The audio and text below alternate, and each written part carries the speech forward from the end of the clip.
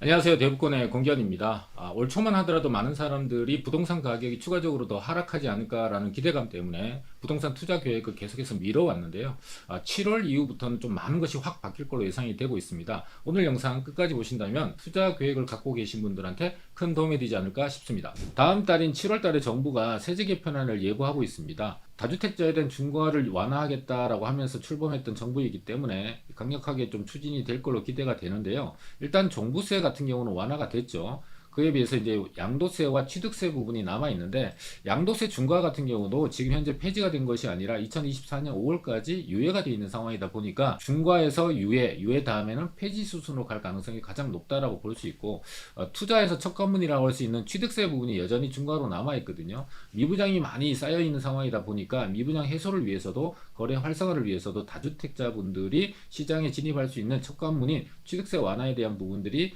개편이 될 걸로 예상이 되고 있습니다. 거래량도 좀 늘어나고 있고, 가격도 급매 급급매들이 사라지게 되면서 또 정고점을 회복하고 있는 그런 단지들이 하나 둘씩 나오고 있는 상황이다 보니까 전반적으로 분위기가 개선되고 있는 건 사실이거든요. 자, 이런 분위기를 느껴서인지 많은 분들이 투자에 대한 관심도가 점점 높아지고 있습니다. 올 초만 하더라도 많은 분들이 추가적으로 집값이 더 하락하지 않을까라는 기대감을 많이 갖고 있다 보니까 주택 매수를 계속해서 미뤄왔던 게 사실이거든요. 그런데 시장은 사람들의 생각보다 좀 빨리 움직이다 보니까, 특히나 선호도가 높은 지역들, 또 일자리가 많이 모여있는 서울과 경기도를 중심으로 해서 심리가 좀 더 빨리 회복이 됐고, 또 거기에 따라서 급매와 급급매를 중심으로 해서 이렇게 거래량까지 빠르게 회복이 되고 있습니다. 물론 예년에 비해서 이 거래량이 100% 회복된 건 아니지만 저점 대비해서 빠르게 회복되고 있고 점점점 늘어나고 있는 추세를 보이고 있거든요. 그거에 비해서 지방 같은 경우는 여전히 미분양이 적체되어 있고 거래량이 살아나고 있지 않습니다. 서울 경기만 살아나서는 전체 부동산이 살아났다고 할 수가 없잖아요. 그래서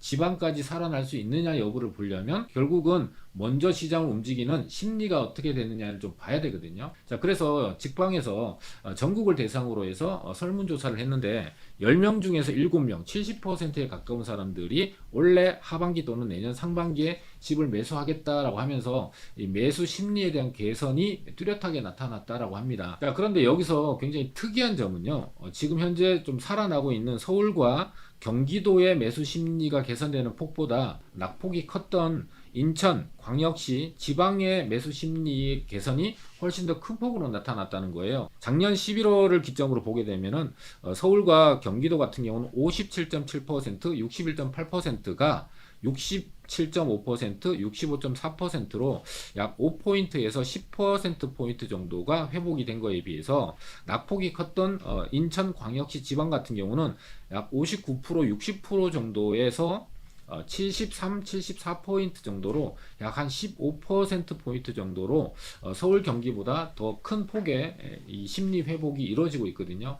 자, 이렇게 심리만 회복이 된다고 해서 지방의 부동산 시장이 당장 살아난다 이렇게 예측하기는 좀 어렵지만, 먼저 심리가 살아나고 또 급매와 급급매, 착한 가격을 위주로 해서 거래량까지 좀 받쳐준다면 서울 경기가 살아났듯이 지방도 올해 하반기 내년 상반기 정도에는 보다 매수세가 더 유입이 돼서 회복되는 데에 대한 어떤 전환점이 마련되지 않을까라고 생각을 해볼 수가 있습니다. 자, 그럼 여기서 이렇게 매수 심리가 개선되고 내 집 마련을 해야 되는 이유를 좀 보면은 뚜렷한 변화를 볼 수가 있는데요. 자, 올 하반기 또는 내년 상반기 안에 집을 매수하게 되는 가장 큰 이유가 전월세 살다가 내 집 마련하겠다라는 겁니다.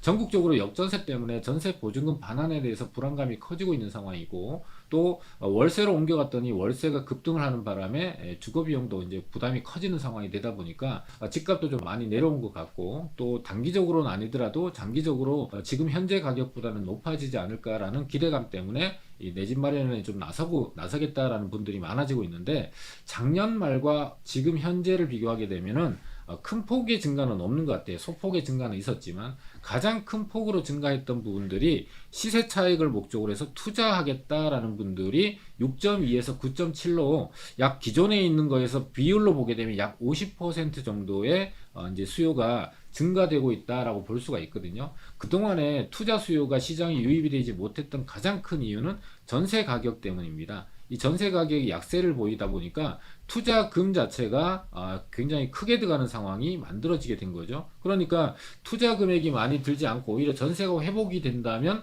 투자 수요가 증가되는 것은 당연하다고 생각이 되는데, 특히나 서울의 전세 같은 경우는 뚜렷하게 회복되고 있는 모습을 볼 수가 있는데요. 자, 서울의 전세 가격이 5월과 6월 사이에 큰 변화들이 일어나고 있습니다. 6월 5일자 기준에 한국부동산원 자료를 보게 되면 5월 1일에 전체 서울의 25개 자치구 중에서 24개구나 전세 가격이 하락을 하고 있었고 겨우 1개구 정도가 상승으로 반전이 된 데 비해서 6월 5일 기준으로 보니까 13개구는 하락, 12개 구가 상승 반전됐기 때문에 한 개 구에서 12개 구로 전세 가격 상승이 반전된 곳이 확대되고 있는 모습을 볼 수가 있습니다. 자, 전세 가격이 상승을 하게 되면 매매 가격을 밀어올려서 향후에 매매 가격이 상승할 수 있다는 기대감이 높아지게 되고요. 또 전세 가격이 상승으로 반전되는 지역의 특징을 보니까 재개발도 많이 일어나고 있고 재건축도 많이 일어나고 있고 또 특히나 교통이 새롭게 뚫리거나 업무지구가 새롭게 만들어지는 곳들의 특징을 갖고 있더라는 것이죠. 자, 이렇게 전국에서 서울의 전세 가격 반전이 빠르게 또 확대되고 있는 모습을 보이고 있다 보니까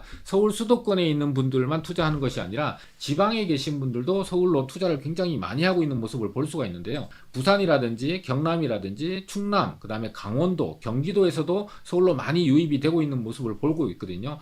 경기도 같은 경우는 지방에서 사람들이 유입된 것이 아니라 경기도에 인접해 있는 강원도라든지 충북, 충남, 그 다음에 인천 지역에서 또 서울 지역에서 경기도로 많이 유입되고 있습니다. 그래서 서울 같은 경우는 투자 수요가 지방에서도 그 다음에 서울 수도권 인접해 있는 지역들에서도 투자가 집중이 되고 있다는 걸 볼 수가 있거든요. 자, 일자리가 많이 만들어지는 서울로 많은 사람들이 유입이 되고 있는 상황인데 3년 뒤에 서울 아파트는 3만 가구 정도 이상이 부족할 거라는 예측이 나오고 있습니다. 고금리 여파와 더불어서 인플레이션에 의해서 건축 자재 가격이 올라가고 건축비 자체가 올라가다 보니까 건설사들이 착공 자체를 하지 않고 있는 상황이 돼요. 인허가도 계속해서 안 하고 있고 착공도 안 하고 분양도 안 하고 있다 보니까 3, 4년 뒤에 서울의 주택이 부족한 상황이 될 거로 예측이 되고 있습니다. 자, 이렇게 된다면 지금부터 계획하고 준비하지 않는다면 3, 4년 뒤에 집값이 급등할 수도 있다는 우려가 제기되고 있는 상황이에요.